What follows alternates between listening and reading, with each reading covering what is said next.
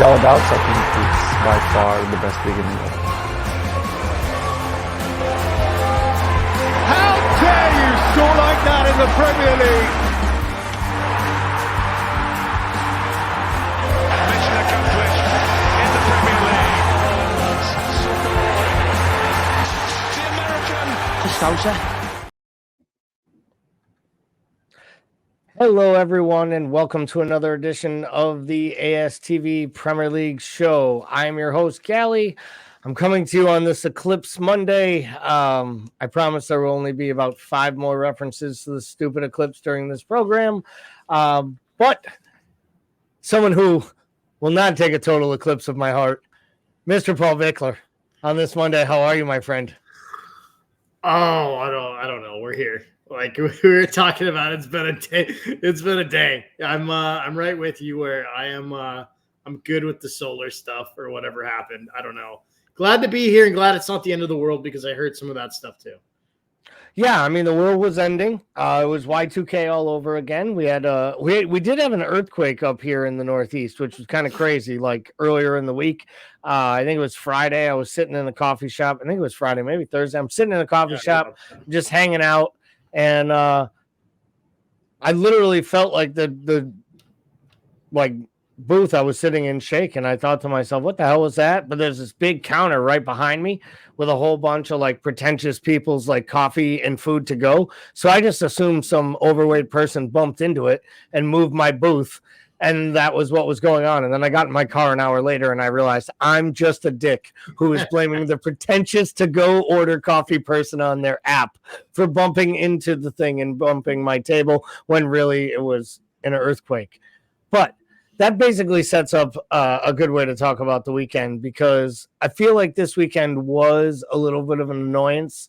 And not just for us Liverpool supporters who had to sit through that Man United Liverpool match, but also for supporters of many other teams across the entire Premier League landscape. So let's start with Everton. They get their first win, Paul, since December.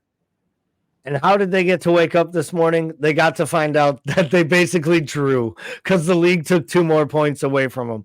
Before we get to the additional points reduction, what does this say for Everton's chance of survival? Because it did feel like a must-win match, and they really did show up and play defensively really organized and well against a weakened Burnley side, even though it took, a goalkeeper howler for them to actually get on the score sheet. So start with Everton Saturday on the pitch before we talk about Monday in the boardroom. I mean, if you're going to say that, like, they're going to win this game, right, you'd think it'd be some ugly 1-0 victory with maybe a man sent off, right? And that's exactly what we essentially got. So, I mean, I think, from a game standpoint, I think we got kind of what we thought we'd get. Burnley struggles to score. Everton struggles to score. Dude, is it a straight red? I mean, you probably have to call it. I thought it was pretty bang, bang, man, honestly. But I think you probably have to call it in that spot. Yeah, the red card itself, I think, can be argued. Once you call it, it's going to stand, and it's there, and you see it, and it happens. Burnley just feels like they're just taking a tough stick when it comes to these cards. But I think that's also because of the way they play. They play so naive. I mean, they've never been set up to succeed. It'll be interesting to me to see what they do, because they had such a great year in the championship, the year they came up, and then they didn't spend or invest. Do they keep Vincent Kompany? Do they move on from Vincent Kompany? Because to me, it's, if you go back down and he does well, then you just have your supporters have the question of, like, is he good enough when we get up there to be able to compete? And I know a lot of people around the game have full faith in Vincent Kompany's ability to manage, but it'll be interesting to see, where they go from there. So let's shift gears now to today's news that Everton has been docked an additional 2 points, which will leave them just 2 points above the drop right now, currently tied with Forest and Luton, with Luton in 18th on goal differential. How big are those 2 points going to end up being? And honestly, Paul, will we know on May 22nd who's actually going down, or will there be court cases that see probably some team like Luton think they made survival and then get relegated after the fact if these points are given back to them? Yeah, that's a great point. I don't know. I mean, I think the thing you could say about Everton is at least they have a game in hand here, right? Like they're sitting there tied with Forest, essentially in Luton. But I mean, they've got a game in hand, so they can still they do have a lifeline here. But yeah, I mean, that's a great point. We probably don't know. There may be more stuff coming down the pipes, and we just don't know. And I think I think that's something like when we talk about, like I was reading that like, hey, they may redo this thing now, and like they may not take points off people anymore or whatever, which feels like it feels like some of the big dogs being like, hey, maybe we want to take a look at this. But like to me, it's like, no. You knew the rules, right? You knew the rules. You went ahead and broke them, and now this stuff's coming down. And now that's coming down, teams are all like, well, maybe we need to rethink this. It's like, no, you should have rethought it before you did what you did, right? Like, so I do hope that the Premier League like kind of stands their ground in this situation. I don't think we know yet. It's going to be real interesting to see. But I think if you're Everton, you're hanging on to the fact that you've got a game at hand. You have Brentford that's finding ways to engineer losses out of victories and draws out of victories. So like you gotta kind of hold your hat to that. And unlike Forest, at least they have the manager for this, right? At least they've got a manager who's well versed in how to gut these things out and get points where you probably shouldn't. Yeah, they between 35 and 37, they have Brentford at home, Luton away, Sheffield United at home. If you can't get enough points to secure safety in those 3 matches, even if you were to, God forbid, lose the Luton match, you probably should be able to stay up from there. Obviously, you don't want to need anything out of the Arsenal match. But, they also play Liverpool at home, which we know regardless is always a tricky fixture for Liverpool to navigate. So I just think the way that they go about themselves, I think this 2 points today, though, does feel like it is just like an absolute kick in the pants for them.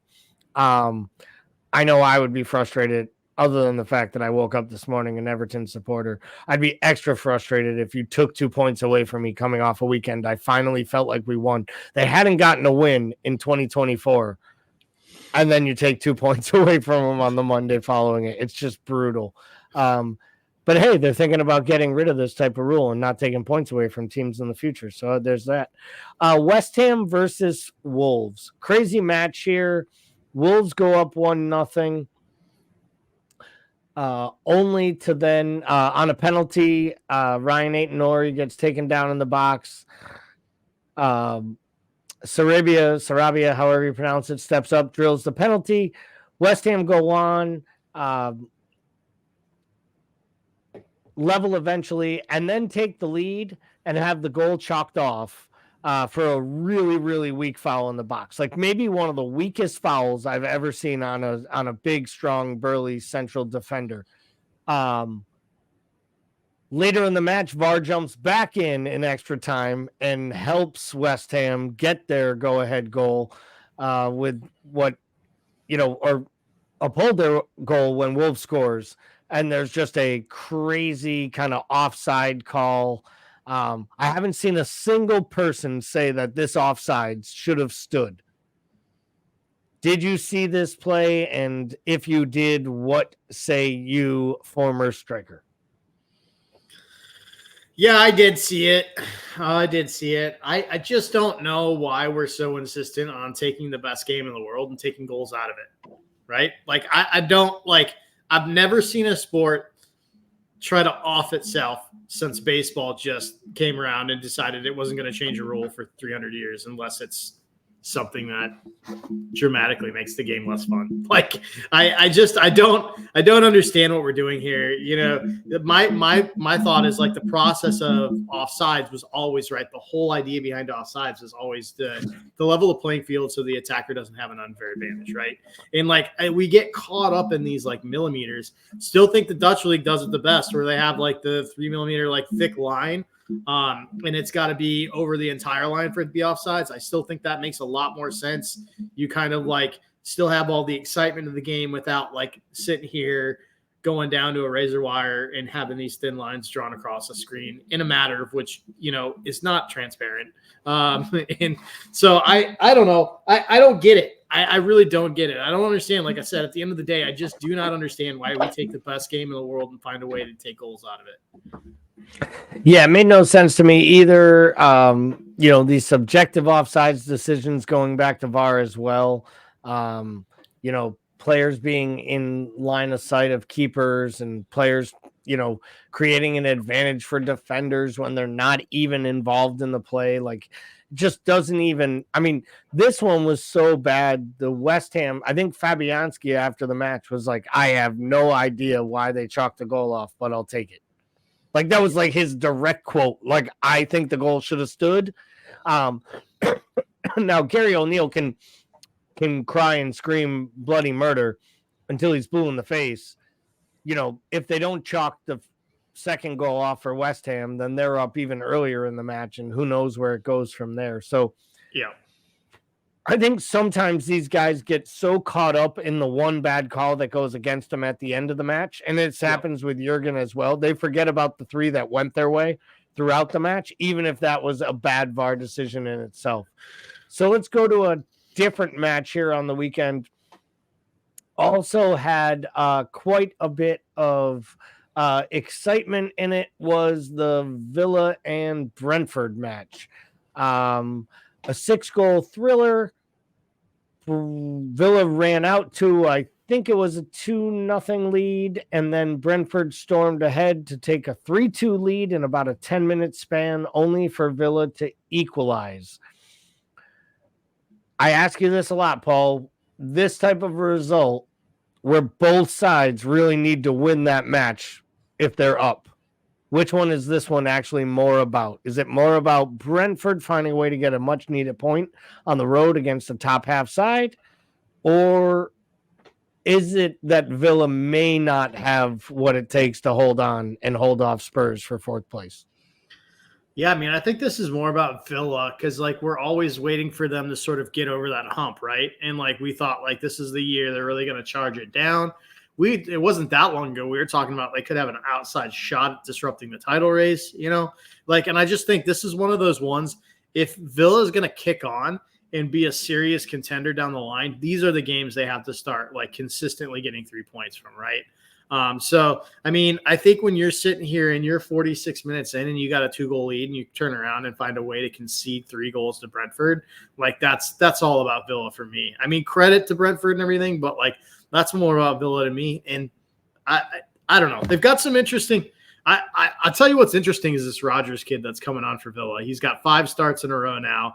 Dude looks like he's 6'4", 250. He's just like a big old kid from Middlesbrough. I'll be interested to see what happens for him because he's another one of those pieces. Like Villa's got a number of these pieces of like these young kids that can really gel and kind of kick on and kind of take them next level. So I'll be really interested to see what happens with that guy. But yeah, I think the story here is really how like Villa can't seem to get over that hump that we're waiting for them to get over. I totally agree with you. The young Rodgers kid does look very good. A smart buy. It was a January purchase. They bought him as one for the future, and he quickly just gave Emery no reason but to give him a chance. A couple injuries. He took his chance, and now there's no taking him out. And the goal he gets is quite special, actually. If you haven't seen it, go over to the YouTuber and give it a search. City and Arsenal hold pace, get their victories, both go on the road and pick up wins. Arsenal over Brighton and City over Palace. We're going to talk a little bit about the 3-team title race here as kind of our feature conversation. But quickly, Paul, knowing we will dissect this at too much detail in a little while, Manchester United 2, Liverpool 2. Is it just wasted chances? Is it poor tactics? Is it poor management by the manager leading up to the match for who he had available to play? Oh God. This is so tough because like if you get 90 plus shots on a team over 3 matches and you come away with draws and defeats, like it's hard to say that that's tactics, right? Like at the end of the day, like we just weren't clinical enough, right? And like what can you do when you like literally a team's only chances and goals come from one key giveaway mistake, another one which is like just an absolute worldie out of nothing. Really out of nothing. Like the only thing you can say is maybe you close Manu down there a little bit quicker and like don't let him turn there. But that's a 1 in a million shot. It's an unbelievable goal he makes there for the second. There are things like look, let's just let's address the elephant in the room. Like this side is really susceptible from a tactical standpoint to counters and always has been. And that's what United does, right? And I think we struggle when we have that much possession that deep in a final third against a team that has the ability to counter like that. And I think we made a mistake. It switched the momentum. They got a worldy goal. And then from there, we're scrambling to get back in it. Credit to the boys for going back in, finishing one off, finding a pen there, getting level. But it's frustrating. It's really frustrating to watch because you're watching the most inconsistent United team with the weirdest midfield and no like one healthy center back, and I said it going in, if we can't get 3 here, we probably don't deserve to win the league. And so, I mean, now we're going down the thing. We're on goal differential now up against Arsenal. We've got 7 games to go. It's coming down the stretch. And like, you kind of got what you asked for here, like you didn't come in, you didn't finish. You got caught out on a mistake. You had them come back, turn the tide, make a worldie. And that's the cards we're dealt now. Yeah, I don't disagree with you. I didn't love starting Kwanzaa in the match. I don't think he was the reason they lost, and I understand he makes a huge error, and I thought Klopp was right. That won't be the last big mistake he makes for Liverpool in his career because this won't be the end of his career. He's, feels like he has a big future in front of him. Now, maybe we'll get to this more in the podcast that we do later because we'll go more in depth, or we'll definitely get into it when we start looking back at the season. I think this to me harkens back to our conversations we had over the summer about what the team needed and what they needed to do and how not having another center back, a senior level center back who could play. And, I know people will say, well, Konate, should be fit in your number 1 center back and you shouldn't have thought about sitting him today. Klopp would need to explain to me why he felt he needed Konate playing against Sheffield United and not available to play against Manchester United.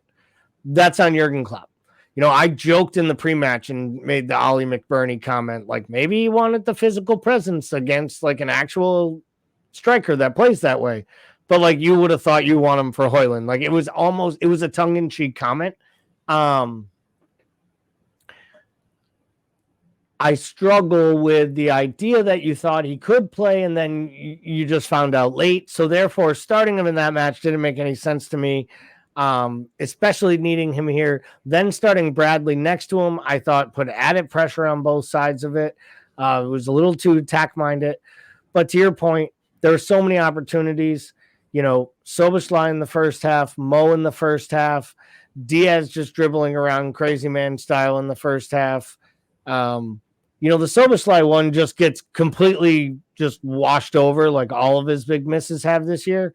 I don't understand why, to be honest. It's kind of become a little bit frustrating. I thought the whole side was a little bit sluggish at times.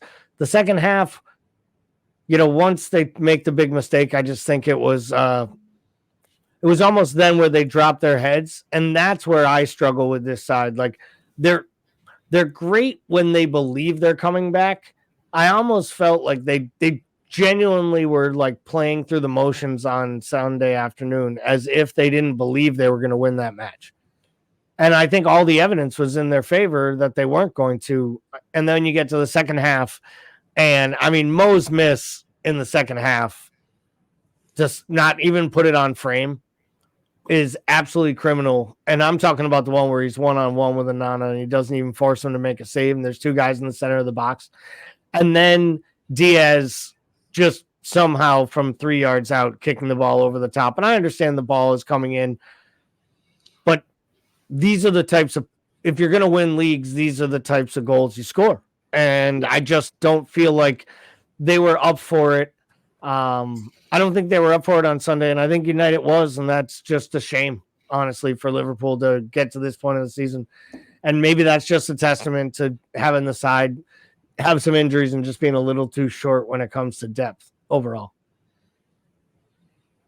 Yeah, I mean, I agree with you. I think it's definitely tired legs, tired minds, but you could see the desire and the will is there, but it's almost like I almost feel like they got lulled into a sense of like, not like false security, but they almost look bored. You know what I mean? And like, they almost like just disinterested in going after that second goal. And then until we got popped, but. Well, we will have plenty of time to talk about it later, unfortunately. So let's take a look here at the table. We've talked a little bit about the top, obviously. Liverpool and Arsenal tied at 71 points, separated by a hefty 9 goals in goal differential. Man City coming in at third place at 70 points, and then followed by Tottenham and Villa, both on 60, with Spurs, having a game in hand, which will be against Chelsea, which finds itself back inside the top 10 for the first time in a bit. So, Spurs still, in your mind, probably the inside track favorite to finish in that 4th position at this point with that one game in hand and the way that Villa's playing right now, Paul? Yeah, I like Tottenham's trajectory right now. With the pieces are getting back. You know, Vicky Van de Ven's back on the scoreboard, as any good defender should be. He's looking up for it. That definitely helps them. I think when they start playing their best football, I think their best football is when that back line is playing well, and Porro's up getting in attacking positions, and the center back pairing is back and anchored in, and they look like they're starting to settle at a good point in the year. I would probably give them the edge here, but I feel like they're a key injury away or two from having that change. But yeah, if Villa had shown me a little more consistency here, I'd feel better about Villa. But right now, I think Tottenham's getting healthy at a really good time. West Ham obviously trying their hardest to stick close to United. United got the 1 point in the draw with Liverpool, or it might have been even closer at this point. Does West Ham have a chance of finishing above Manchester United this season? Sure. I don't I don't mean that casually. I do think they do. They're another one that's kind of up and down all over the place. They're losing games they should win, and winning games sometimes they shouldn't. But I think they've got a good. You're sitting a point off. United's got a game in hand, but I could see United dropping 2 and West Ham getting points off too. So down the stretch with a game in hand and 1 point difference, I think United is just that bad that West Ham could catch them. But either of those teams could catch fire. You just never know. The real question might be, will Manchester United finish the 3rd United in the top half? Because if Newcastle and West Ham catch them, they might just lose it over there at the old toilet. Let's take a look at the bottom of the table. This does include the Everton points reduction of 8 points and, of course, the Forest reduction of 4. I guess thank goodness for the EPL, because had they given those 4 points back to Forest and those 8 points to Everton, this thing would probably be over right now. So thank you, governing body, for making the relegation battle something Sky can market for the next 8 weeks. What kind of trouble could Forest be in? Oh, I think Forest are legitimately in real trouble because, I think Luton is set up to scrape draws out. And I know Forest can score goals, but man, are they giving them up. And, I think when the only one knocking them in for you currently is Chris Wood, that's not a good sign. Right. And I think, so I think they're and this goes back to, our DeSantos talk. I don't think they have the manager for it, right? I think you look at them versus Everton, and the difference in managers is like night and day. Like, right? Like, you want a guy that's going to put 2 low blocks down and thump it forward. That's what you want. That's what Everton has. Forest, I think, plays way too wide open for where they're at and their level, and I think it's going to be – I think they're in real trouble. I think they've got to consistently find a way to get points in, or they're gonna be in trouble. And Burnley and Sheffield are absolutely dusted at this point, right? Yeah. There's no coming back whatsoever. No chance. They're not closing a 6-point gap on Luton with 7 games left. I don't see it. Yeah, I mean, when you look at those last 5 fixtures for Burnley and you think to yourself, you have 3 draws and a win, and you're still sitting almost rooted to the bottom of this table. It just shows how poorly they started and what kind of hole they dug themselves. So I thought we would talk here for a few minutes as we get ready to wrap up the show here and look at our 3-horse race. With the 7 fixtures to go remaining, we pretty much know that Spurs-Manchester City match is going to be slotted in the midweek matchup between Fulham and West Ham. So with the fact that we look at the bottom here, they show the average points currently of their opponents. Arsenal with the toughest fixtures by points, Liverpool second, and of course, City coming in third.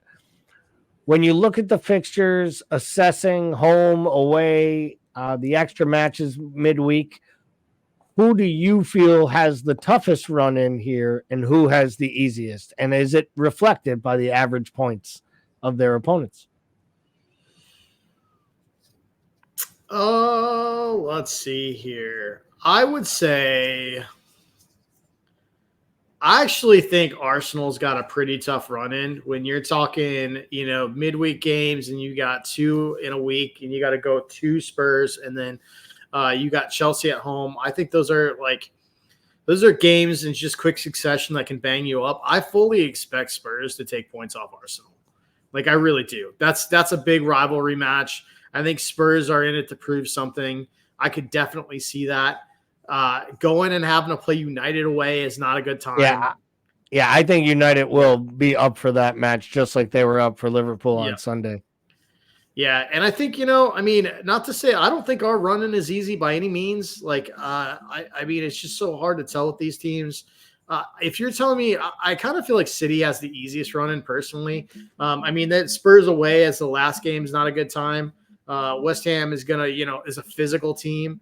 I really think that if there's going to be points coming off City, it's going to be something fairly shocking, I think. And I think probably the one that has the best chance to take points off them is either going to be Luton, believe it or not, or it's going to be Spurs. Just because Luton's played them tough before, and it seems, I don't know, some of these smaller, scrappy teams always seem to give them a hard time going. And they usually figure it out midway through the second half. Well, Luton, for them especially, Luton is a weird one because that's a Saturday matchup, but it's jammed between 2 Champions League ties with Real Madrid. Yeah. So you're playing Madrid on Tuesday, and then you have Luton on Saturday.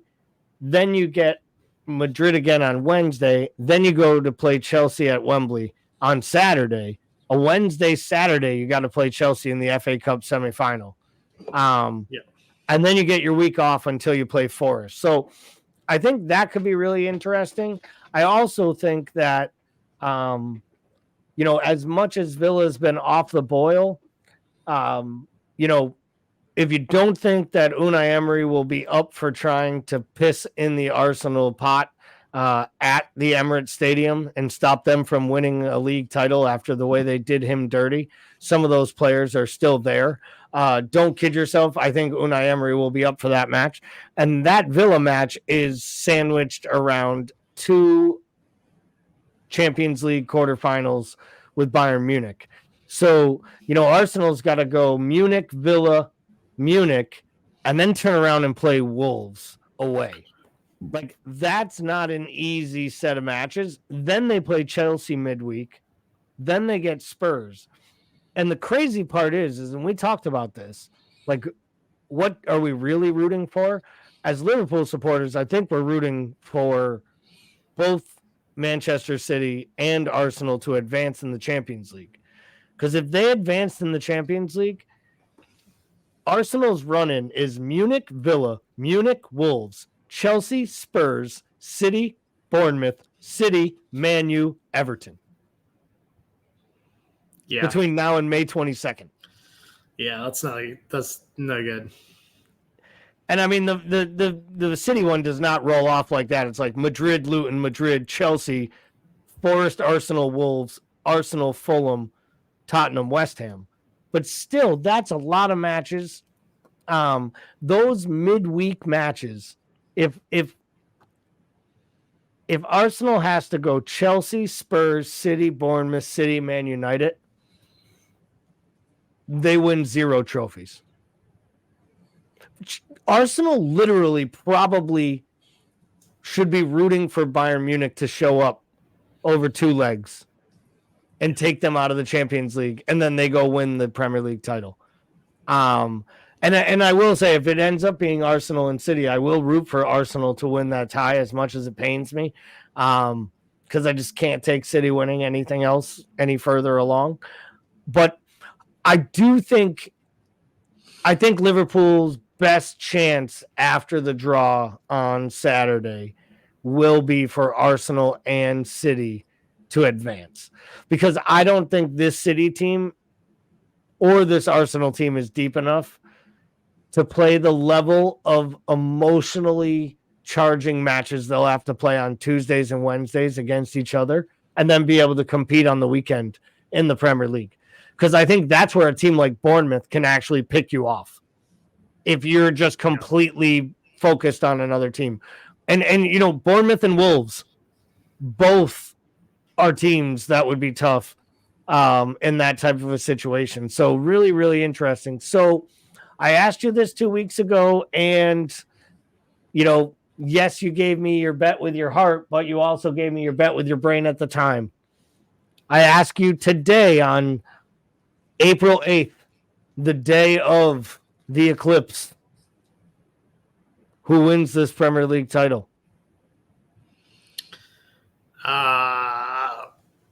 I'm gonna still go with us. I think Arsenal's gonna drop points.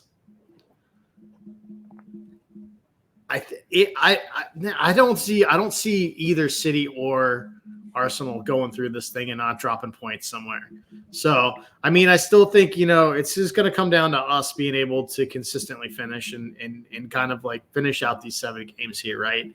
But I still like our chances, given the fact that, you know, none of those run-ins are easy. Both of these guys are deep in cup comps, and I don't think either of these teams are as deep as they used to be. So I do believe all 3 teams will drop points along the way. I really do. I just really hope that we're the team that just drops 1 point. Right. And my fear is, or, you know, drops 2 points along the way. I don't think you can afford another loss at this point for any team. I think a loss at this point probably takes any team maybe out of the title race, because I don't think they're all going to lose a match, unless somebody just nicks City, because I just don't see a glaring L for City, unless Spurs just do the most Spursy thing in the world and just show up and just play like a perfect match, hit them 3 times on the counter, get 3 shots on goal, and win 3-2 late in a dramatic day at the Etihad, which would be wonderful if it happened. So let's quickly look here. Next week's matches. They span across the weekend and into Monday with Chelsea, Everton. Paul, what jumps out at you here? What are you most looking forward to? Out of these fixtures, I mean, I'm really riveted by that City Luton game, because I think that Luton can really cause problems in a way that will make City uncomfortable, which I'm looking forward to hopefully seeing. Same thing with Arsenal Villa, right? I mean, we're looking at the title race games, really, right? I mean, those are the ones that are interesting to me. I still think Newcastle Tottenham is probably going to be some fireworks there. That'll be a fun one. But yeah, I'm looking at these title games. I'm looking at these City, Luton, and Arsenal Villa, hoping for points to get dropped. I think it's possible that happens there. But that's what I'm watching. Yeah, it'll be interesting to see. I'll be interested to see Man City Luton just from a tactical standpoint. I'll be interested to see what that lineup looks like, what type of rotation Pep does. Does he go really strong in the first leg against Madrid and play some of his reserve players against Luton? Does he start his starters and just let them kind of run out there and try to kind of run up the score quick and get them off to rest them before the next leg? Crystal Palace, Liverpool, I want to see a response from Liverpool. I want to see them be more intentional with their actions and their attack, and I want to see them be more clinical. And, you know, I hope they show – I hope they give Crystal Palace what they don't want, which is like a sharpened, you know, Liverpool side, especially on the front foot in the attack, because I think putting that pressure on Arsenal, you know, if you could get Arsenal 3 points behind before they have to kick off on Sunday, I think that's a little bit of pressure they may not be used to yet.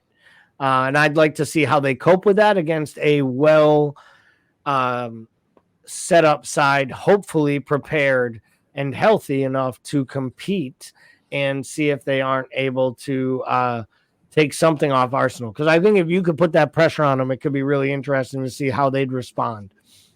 So for all of us here at American Scouser TV, thank you very much for watching. If you are on the YouTube channel right now and you aren't already a subscriber, go ahead and give it a subscription. Leave us a comment. Don't forget to check out our other programs. Check us out on Instagram. We're running a big promotion right now where you have an opportunity to like our page along with a few other of our partner sites and win yourself a signed Alexis McAllister jersey. So who wouldn't want an autographed jersey from arguably the hottest player at the club right now? So for myself and Bickler, thank you very much for watching. Have a wonderful week, and we will be back next week with another Premier League show.